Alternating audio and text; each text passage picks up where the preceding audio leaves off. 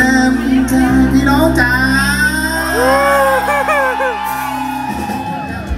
เดี๋ยวเราขึ้นนับเวทีแล้วนะขอบคุณครับขอบคุณดีๆเจ้าหน้าที่นับเพื่อด้วยนะครับขอบคุณมากครับ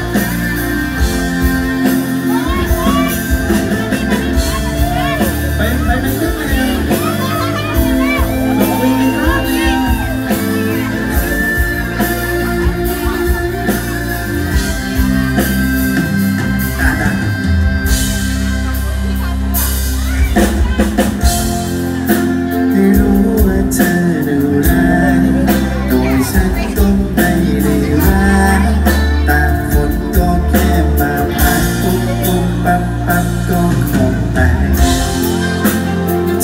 อะไรก็ซื้อ